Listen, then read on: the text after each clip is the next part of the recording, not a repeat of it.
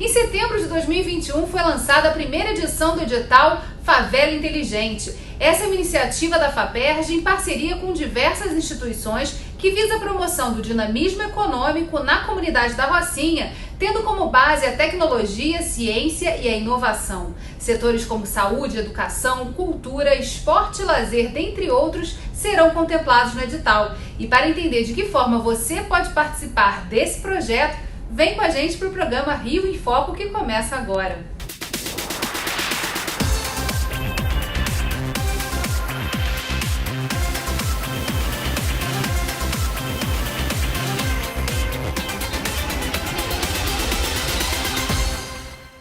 No Rio em Foco de hoje, eu converso com os assessores da Diretoria de Tecnologia da FAPERJ, Ruth Melo e José Alberto Aranha. Ruth, conta pra gente qual o objetivo desse edital da FAPERJ que foi lançado recentemente. Geisa, o objetivo desse edital é a gente dinamizar o território da Rocinha, um programa piloto na comunidade da Rocinha, aqui no Rio de Janeiro, na capital, em que a gente quer promover projetos com base científica e tecnológica para incrementar, melhorar a qualidade de vida da população local. Aranha, esse conceito de favela inteligente, ele vem da perspectiva de uma cidade inteligente.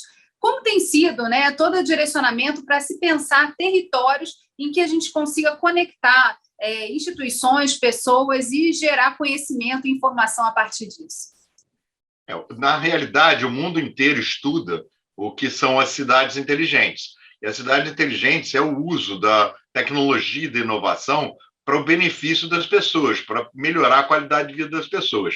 E o que nós estamos fazendo é aproveitando esse conceito que é visto para as cidades inteligentes, e o nosso presidente, Gerson, ele cunhou esse tema favela inteligente. Por que não também as comunidades serem tão inteligentes quanto as cidades mais avançadas do mundo? E esse é um piloto para exatamente, usando a tecnologia e inovação, transformar uma comunidade, fazendo que elas tenham as mesmas condições, as mesmas oportunidades e os mesmos direitos de todos os outros habitantes da cidade. Em relação a essa questão, a Rocinha está na zona sul do Rio de Janeiro, da cidade do Rio de Janeiro, da nossa capital, e em torno dela há diversas instituições que podem estar se inscrevendo nesse edital. Como é que é esse processo? Quem é elegível para participar desse edital? Então, são duas categorias, né?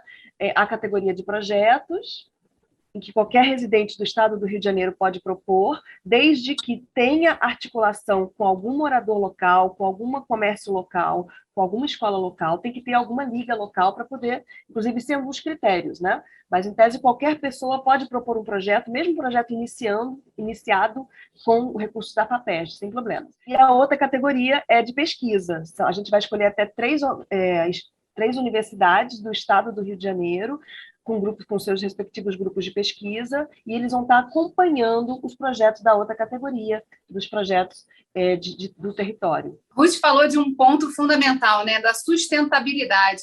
Aranha, você pode falar um pouquinho desse link entre sustentabilidade, tecnologia e inovação? Como é que a gente promove a sustentabilidade a partir dessa ação e desse olhar também para a tecnologia? Essa pergunta é interessante, porque como é que a gente linka as coisas? Basta dizer que os indicadores do parque vão estar ligados à ODS. Está se pensando exatamente com o compromisso que os países têm, as cidades têm com a Organização Mundial, em poder entregar, né, os princípios da ODS de uma maneira resolvidas, né? E esse edital está ajudando muito. Quer dizer, então é o uso da tecnologia e da inovação para atingir os indicadores, os compromissos 2030, de uma maneira em que a população seja beneficiada. Ela é que tem que ser efetivamente beneficiada. E aí fica a pergunta que eu acho que não quer calar, né? Por que a escolha da Rocinha, Ruth? A Rocinha é uma favela, né? Uma favela muito grande, muito populosa, com muita visibilidade, né, no estado do Rio de Janeiro, em nível nacional, por uma série de questões, não só questões negativas que aparecem na mídia social, nas mídias, né, volta e meia, mas principalmente pela potência, né? A Rocinha é um território muito bem definido e com isso a gente consegue trabalhar a questão do controle, né? O controle, porque esse programa é piloto, a gente vai estar experimentando aprimorando, né, recebendo feedback, avaliação dos proponentes e do território. Então, a gente entende que é um território muito importante, muito relevante para a gente ter essa perspectiva de científica mesmo, né, de estar implementando. A gente está colocando 9 milhões no território ao longo de 2 anos, né, e esses projetos eles vão incrementar bastante a vida da população local, a qualidade de vida, então a gente quer acompanhar eles. Então, nada melhor do que ter uma comunidade bem circunscrita no território para a gente chegar junto. E com a potência que é, os trabalhadores, os empreendedores, né, os criativos que já lá residem, então eles vão ganhar essa potência. Então, é mais nessa linha. E também porque a gente tem um programa da SEDAI, né, Aranha? Acho que a Aranha pode me ajudar. Tudo começou também por causa do programa da SEDAI, que está fazendo intervenção, né, local no território, e que a gente viu essa possibilidade de estar também trabalhando com essa questão do tecido social do território, né, incrementando, para além de obras de saneamento, do que for, a gente entende que esse programa ele vai incrementar a qualidade de vida local. E esse é um projeto que é feito a muitas mãos. Na verdade, não, os proponentes que ganharem o edital, eles não vão ficar sozinhos no território desenvolvendo seus projetos. Queria que você contasse um pouquinho, Aranha, porque eu venho acompanhando aí toda essa articulação que foi feita para colocar esse edital de pé. Eu queria que você contasse aqui para o público como é que tem sido esse processo de diálogo e mobilização das instituições, para além também dos próprios órgãos governamentais, para que a gente possa fazer desse projeto piloto um projeto de sucesso a ser replicado em outras comunidades. A Ruth falou uma palavra muito interessante, que é exatamente o uso do território para desenvolvimento de novos produtos, serviços e melhoria da qualidade de vida. Isso, na realidade, internacionalmente, é o que nós chamamos de living labs, que são laboratórios vivos, são locais vivos da cidade, onde a população participa ativamente nesse desenvolvimento. E, com isso, ela atrai as grandes empresas. Então, quando ela fala da SEDAI, é uma das grandes empresas, todas as empresas de infraestrutura, empresas que fazem trabalhos e que têm como participar de ambientes muito populosos, eles precisam desenvolver produtos e serviços adequados, próprios para aquela comunidade. Para isso, eles precisam da comunidade, que é quem tem o problema, quem sabe resolver o problema e quem pode dar um caminho para essas empresas. Então, se espera que o projeto tenha uma grande participação das empresas que vão lá está aprendendo a como fazer inovação social, uma participação muito grande das universidades, que vão estar podendo, como a Ruth já falou, produzindo pesquisa, indicadores, acompanhando. Essa é uma comunidade que é uma cidade, são 200 mil pessoas. Então, esse projeto pode ser replicado não só em outras comunidades, mas em outras cidades. Os indicadores dali podem ser indicadores de cidades do interior do estado do Rio de Janeiro, dos outros estados brasileiros e assim por diante. Então, por isso, essa grande mobilização. A sociedade alavancando as grandes empresas, as universidades, as organizações não governamentais, né, e o governo em si, que é o grande articulador disso. A gente vai fazer um rápido intervalo e no próximo bloco vamos falar dos recursos disponibilizados por esse edital, não sai daí. E o Enfoque aqui, política e economia caminham juntas.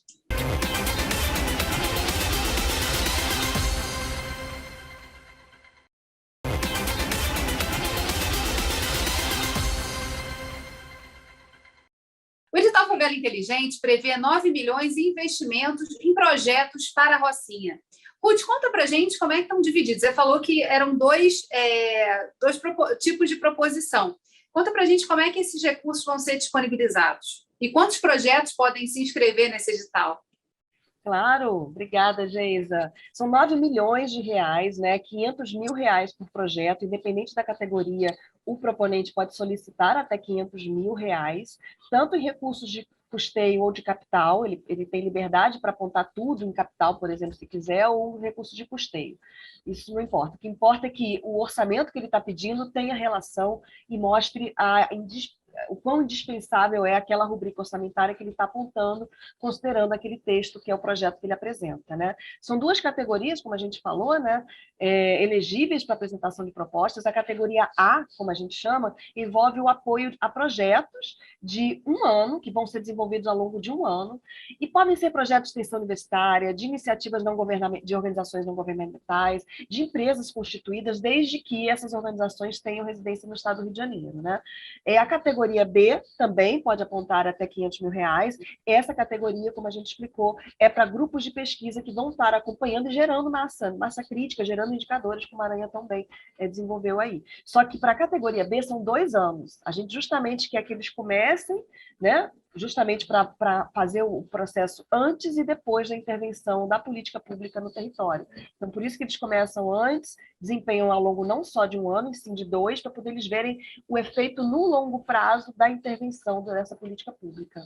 Aranha, conta um pouquinho para a gente como é que tem sido esse diálogo, e que você já está percebendo aí de movimentação também das instituições para poder responder a essa oportunidade do edital. Bom, existem muitos projetos ligados à capacitação. Esse é um trabalho que as organizações não governamentais já exerciam, já faziam, e esse vai ser um grande propositor, né, desse edital. Agora, eu tenho visto muita startup ligada a projetos e programas locais. Isso é muito interessante, porque você dá oportunidade aos empreendedores locais de poderem montar os seus empreendimentos exatamente ancorados com outros parceiros e estabelecendo os empreendimentos na própria comunidade. Isso agrega valor à comunidade, distribui mais os recursos pela própria comunidade. Então, eu acredito que as startups também são muito interessantes e projetos das grandes necessidades, vamos dizer, da Rocinha, que seriam a área de meio ambiente, né? Quer dizer, a parte de sustentabilidade propriamente dita, uma parte que é muito forte lá é a parte de arte, design, né? Essa parte cultural é muito forte também na comunidade, a parte do que a gente chama de bem-estar, que é essa parte que a Ruth já falou de saúde, esportes, né? Que é o bem viver, né? Essa parte de saúde está muito em voga também, e a parte de finanças sociais, que eu acho um grande nicho para desenvolvimento de novos empreendimentos, porque as pessoas trabalham com as fintechs ligadas a projetos para os grandes investidores. Pouca gente trabalha com fintechs de impacto social e para as pessoas de comunidade. Isso eu acho que é um nicho bastante interessante. E aí, pegando o gancho com a Ruth, que é professora especialista nessa temática dos negócios de impacto social. Ruth, conta um pouquinho para a gente sobre essa oportunidade. A FAPERJ já está na 2ª edição de um edital que focou justamente em desenvolver as instituições intermediárias dos negócios de impacto, e agora, nesse edital da Rocinha, abre-se essa oportunidade também para essas instituições e para esses empreendedores de impacto. Tem todo um desafio aí deles se reconhecerem como impacto, mas assim, o que as instituições também podem abrir os olhos e perceber de oportunidade para desenvolver nesse território? Obrigada. Sim, a gente já tem, né, já fizemos 2 vezes esse programa, né, de impacto socioambiental, um edital específico de impacto socioambiental positivo no Estado. Já foram mais de 7 milhões aplicados, né, investidos pela FAPERJ em todo o Estado do Rio, programas de negócio de impacto. Os negócios de impacto estão também bem-vindos para esse projeto, né, do Favela Inteligente Rocinha, para resolver problemas reais, né? Como estava aqui apontando o Aranha. Inclusive, Geis, a gente se espelhou muito para apontar os segmentos econômicos que a gente gostaria de priorizar. A gente usou a Lei Estadual 9.131 de 2020, aprovada há pouco tempo, né? Que instituiu o Plano de Desenvolvimento, Cidadania e Direitos em Territórios de Favela e demais áreas populares do Estado do Rio. Então, está vindo muito ao encontro, a gente se inspirou nela, inclusive, para fundamentar a nossa ação e para apontar esses setores, né? Que são vetores de desenvolvimento no território. É geração de energia verde, preservação de recursos naturais, educação básica, segurança, arte, cultura, esporte, inclusão digital, segurança pública, né? Por que não? Então, a gente está esperando vir, não só startups, mas empresas consolidadas, terceiro setor, vir propor para implementar ali no território com uma pitada de ciência, tecnologia e inovação. Lembrando que a FAPERJ, ela existe para incrementar, né, para promover inovação no Estado do Rio de Janeiro. Então, não basta ser só um programa educacional, não basta ser só uma ação de enfrentamento da violência doméstica, por exemplo. Tem que ter um atributo de ciências tecnologia e inovação. Por exemplo, a internet das coisas, um aplicativo, por exemplo, uma metodologia cientificamente comprovada de assertividade em relação à empregabilidade, por exemplo, né? Então, nem sempre precisa ser tecnológico, sempre precisa ser algo tangível. Pode ser um processo, né? Uma inovação de processo, por exemplo, em que o projeto que a gente vier a receber e avaliar, ele está implementando um processo educacional que tem a ver com nada tangível, sim com algo, né, intangível, mas que tem ali também ciência e tecnologia aplicada, porque vem de uma história de estudos, né, estudos científicos provando que da efetividade daquela intervenção. E por que não, então, aplicar na favela do Rio da Rocinha, nesse programa do Favela Inteligente, né? É nessa linha, Geisa. É também uma oportunidade para extensão, quer dizer, as universidades são obrigadas, por lei, a fazerem extensão universitária. E a gente tem ali no entorno não só a PUC, mas outras instituições que podem atuar, escolas, enfim, que estão dentro desse ecossistema e que podem contribuir também e, eventualmente, até apresentar projetos. Além, você podia falar um pouquinho sobre isso, sobre essa questão da contribuição da universidade nesse processo e da participação no desenho e na avaliação também de tudo que vai acontecer nesses próximos 2 anos aí? Eu vou começar falando um pouco de política pública, que a Ruth já citou o decreto que foi aprovado, a lei que foi estabelecida no Estado, né? E a visão. Nos Estados Unidos se usa muito a política de estímulo através de missões, né? As missões, elas exatamente focam necessidades da população ou do próprio Estado, né? Em uma determinada circunstância. Então, a gente tem a primeira grande novidade, né, inovação nesse edital, é se conseguir reconhecer que uma comunidade, que os problemas de uma comunidade são problemas de toda a cidade, problemas de Estado. Então, a diferença é que está sendo focado. Nós, como já foi falado, vários outros projetos de impacto social são feitos, mas eles são distribuídos, eles são pulverizados. Dessa vez você está focando, você está tendo uma quantidade maior num só determinado local para efetivamente fazer uma transformação. E essa é uma grande oportunidade para as universidades, e não só as universidades, os institutos de ciência e tecnologia, as escolas profissionalizantes e técnicas, todo mundo que trabalha com inovação, com tecnologia, pode participar disso, e deve participar disso. Mas dessa forma que você falou, indo para a comunidade resolver o problema, saindo dos seus laboratórios, indo para o local onde as coisas acontecem, para o local onde os problemas existem, e aí resolvendo esses problemas. Então, todo trabalho usando todo esse conhecimento, e não precisa ser só as universidades que estão próximas, não, qualquer uma que tenha uma boa solução e que possa ser aplicada, pode entrar, que é importante e vai contribuir bastante. No próximo bloco, a gente vai falar sobre os prazos, isso mesmo, porque edital tem prazo e data de fechamento. Não sai daí, Rio em Foco, aqui política e economia caminham juntas.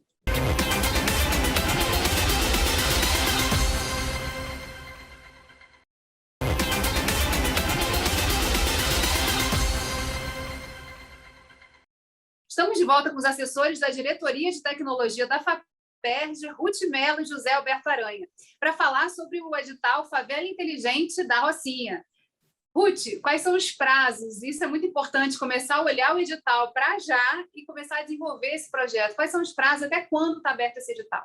É isso, Geisa. É importante ficar atento aos prazos, sim. A gente abriu esse edital no dia 16 de setembro e ele está aberto para receber propostas, né, projetos dos proponentes até o dia 29 de outubro. Né? Ainda tem mais, o tempo é importante, mas não subestime esse prazo, porque o formulário, né, de preenchimento ele é relativamente simples, mas ele tem que ter muita atenção para preencher, porque ele tem que ter coerência, consistência entre cada bloco e em relação aos anexos que a gente sempre pede, né? Que tem o cronograma físico-financeiro, tem também os anexos, que é o currículo das pessoas envolvidas, então, e algumas assinaturas, então não subestime esse tempo. Aranha, como é que vai ser esse processo aí de análise? Quanto tempo? Quando esse projeto começa a rodar efetivamente na Rocinha? Qual a previsão? Bom, primeiro eu queria fazer algumas recomendações para quem faz projeto. Leiam muito bem o edital. Edital é para ser lido com todo cuidado, porque nos pequenos detalhes que estão ali no edital, se você não cumpre, você é eliminado. Então, tem que estar enquadrado. Segundo, tentar ser o mais explícito possível e colocar muito claramente qual é o objetivo. O que você está pretendendo? Qual é o impacto que você vai gerar? Qual é a solução do problema que você vai fazer? Qual é a inovação? Qual a tecnologia que está ali envolvida? Quais são as pessoas que estão envolvidas? Qual a participação da comunidade dentro do edital? Então, esses são todos os critérios que vão depois ser utilizados para análise. Quer dizer, quando os nossos jurados vão sentar para analisar, eles vão observar exatamente esses detalhes. Então, você que está fazendo esse projeto, esse plano, por favor, preste atenção nesses pequenos detalhes. Tá? Tudo seguindo dentro do cronograma, se espera que no começo do ano que vem se possa ter o início desses projetos. E o grande detalhe, os 18 ou mais projetos, se os projetos não atingirem o limite, ao mesmo tempo, criando esse grande impacto. Então, é nesse momento que o Parque de Inovação Social e Sustentável da Rocinha vai poder ter uma grande atuação, que é fazer uma sinergia, uma administração disso tudo que vai acontecer dos eleitos, para que isso gere um grande benefício para a comunidade. Já com dinheiro na mão, já com todos os projetos começando juntos, uma das coisas que a gente tem aí, assim, que fica muito claro na fala de vocês, é a necessidade dessa integração acontecer. Na verdade, pelo que parece, né, há todo um objetivo de coordenar esses esforços, essas ações, para que a gente se consiga atingir os objetivos desenhados por cada um dos proponentes. Queria que vocês falassem um pouquinho, Aranha, assim, qual é o seu desenho de futuro? Assim, o que você vê quando esse grande laboratório vivo estiver funcionando? Para onde a gente pode, o que a gente pode tirar de resultados disso, justamente para poder tornar esse projeto replicável? Gente, você falou muito bem algumas características de projetos de cidades que conseguiram se desenvolver no mundo e são hoje grandes modelos. O primeiro ponto é exatamente o capital social, quer dizer, você conseguir ter esse grupo, né, esses projetos, pessoas, instituições, trabalhando com um único objetivo. É muito importante isso, que isso é que gera a sinergia e possibilita um processo de governança. Quer dizer, quando a gente consegue, então, juntar esforços em prol de alguma coisa, que é o que está sendo feito, os resultados acontecem com maior consistência e com maior durabilidade.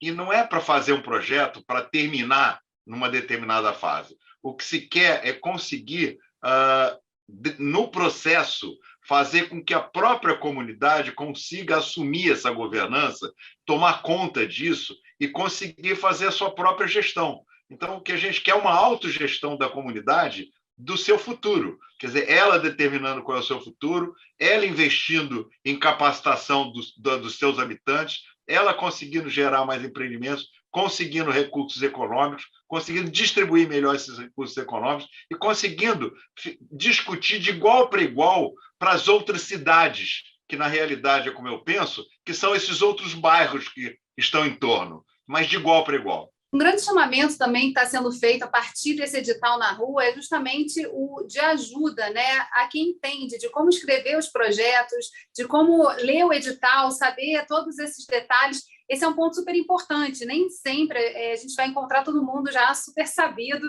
em editais, principalmente assim, quando tem essa questão do governo, das responsabilidades também que representam você ter um dinheiro que você vai ter que prestar contas depois. Eu queria aproveitar esse finalzinho aqui de programa, e aí a Ruth me ajudar nesse processo, né, quais são as instituições que a gente pode convidar e que podem se sentir convidadas também para colaborar nesse grande esforço aí de trazer à luz a quantidade de projetos que podem ser desenvolvidos nesse território. Olha, convidar a gente convida, né? Acho que a gente gostaria muito de ver escolas, universidades, alunos, né, extensionistas, alunos de universidades ajudando a comunidade, as lideranças, os proponentes, né, na boa escrita. A gente, infelizmente, tem projetos muito bacanas, só que pecam, às vezes, na escrita e eles são recusados por causa disso, de falta de consistência e coerência do texto em relação ao que se pede. Não é fácil, não é trivial escrever um projeto. A gente tem editais que é focado para doutores, mestres, né, mais na base científica, por exemplo, que também não são bem elaborados. Então, a gente, independente de qual é o perfil do público, a gente sempre precisa desse tipo de apoio do terceiro setor, no caso aqui do SEBRAE, do Shell Iniciativa Jovem, do CIEDES, das escolas de modo geral, né, dos grupos de extensão, para ajudar realmente a pegar na mão, escrever junto e ler junto para ver se está tendo coerência, né, e por aí vai. E além de tudo, né, ainda tem essa questão de saber o que é um edital FAPERJ, o que é pedido, né? Por exemplo, lá vocês podem pedir dinheiro de custeio capital, só que, em geral, a FAPERJ não apoia, não dá dinheiro para smartphones e tablets, para esse edital dá. Em geral, a FAPERJ não dá dinheiro para treinamentos e consultoria, para esse edital a gente explicitamente deixou como viável, né, como possível. E, por exemplo, de cara, tem muita gente que escreve edital lindo, maravilhoso, um projeto para a gente, só que ele aponta para ele mesmo a remuneração, não pode. Está lá nas instruções para a concessão e utilização de auxílios e bolsas da FAPERJ, está lá no nosso manual dizendo que não pode se autorremunerar. Então, quem vai pedir o projeto, quem é o proponente, né, que submete o projeto para a gente, não pode se remunerar, nem remunerar a equipe envolvida diretamente na execução. Uma coisa é a equipe envolvida, que isso é contrapartida institucional, né, não pode se remunerar com dinheiro FAPERJ, mas quem ele for contratar, de pessoa física ou pessoa jurídica, aí sim, ele pode contratar como alguém que está fornecendo um serviço, né? Mas ele não pode ser a mesma pessoa que esteja na equipe envolvida. Então, tem uns macetes, né, umas dicas assim, que são essenciais que esse tipo de organizações que a gente citou aqui, que expliquem isso, né?